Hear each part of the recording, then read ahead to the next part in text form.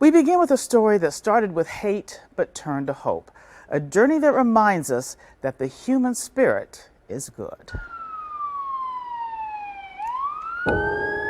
It's one of the darkest days in Wisconsin history. Calling from 7512 South Howell Avenue. There is shooting. August 5th, 2012. Did you see the shooter? 6 people gunned down at the Sikh Temple of Wisconsin in Oak Creek. Then a bald-head man, bigger build. The gunman, a white supremacist. He was a member of a hate group started by this man, We must secure the existence of our race. Arno Michaelis. One of the victims was Pardeep Kalika's father, Slowed the shooter down enough so other people could get to safety. Sedan Singh Kalika, who founded the temple. The last day that I saw my father was my birthday. And even at that time, he was 65 years old. I was 35 years old. Out of the story of hate, a tale of love and brotherhood between 2 unlikely friends. You want to split a squash curry? Yeah, let's do that. We met here. We met in person. This was your first place you met. It was the first place that we actually We were sitting right there. We return to their original meeting place, Isan, a Thai restaurant on Milwaukee's east side. Kalika contacted Michaelis wanting insight into hate. Kalika admits he almost bailed. And as I'm watching him walk in, I'm really like, I'm going back and forth. I could just leave. Something just told me at the time, you came here for a reason. You went this far, now keep going forward. Kalika did move forward. Today, the 2 are close friends and have formed a deep bond. It was the first time that we stayed together in the same hotel room. He thought I was going to kill him in his sleep.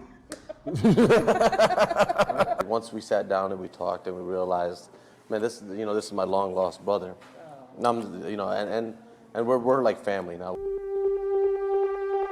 When the shootings happened, Michaelis had already left the hate group, making it easier for the 2 to connect and share family history. My favorite is what your dad said when he cut his thumb off in the tractor. Oh yeah, What did he say? Koi buddy gal nahi hai. He's fixing a tractor, and on the motor part, it just cut his thumb off, and it was almost like amputated the top of it. And then so he had to go back to work. He just ties it back up, and he's like, "Koi buddy gal nahi hai," which means it's no big deal. A fitting memory for a man who died a hero, saving members of his own congregation. Michaelis admits he was an angry youth and found connection in a group that embraced chaos, violence, and hate. Today, he's a Buddhist promoting peace. I think a very succinct definition of hate is a willful denial of compassion. There's a guy I helped to get out of the Ku Klux Klan named Chris Buckley, who had like the most vicious hatred of Islam I've ever seen in my life. Michaelis believes trauma is the basis for most hate. The simple answer is just suffering. Fortunately, most of us have a healthy way to process the suffering that we go through in life.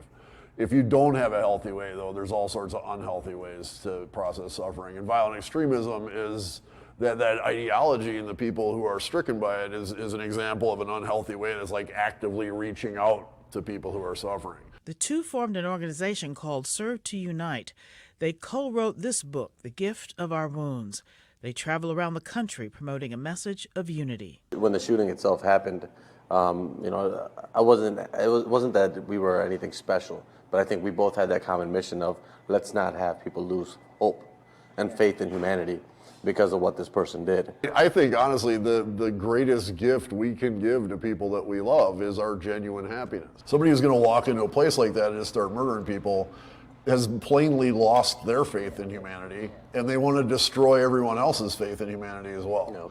So the first step in countering that is to refuse to give up that faith in humanity.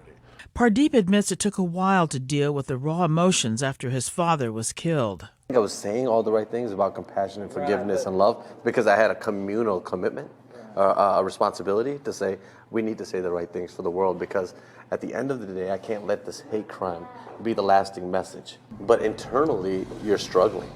Internally, you're bitter. And you need to be lovingly challenged out of a place of bitterness. At the helm of their message, nonviolence. It's easy to be aggressive. It's easy to respond to aggression with aggression. If you really want to challenge yourself, if you really want to show me how bad you are, respond to aggression with compassion.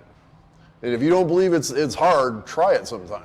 Today, two men who could have become bitter enemies lead with love and humanity. For me, just with my messed up personality, I almost do that from a place of spite.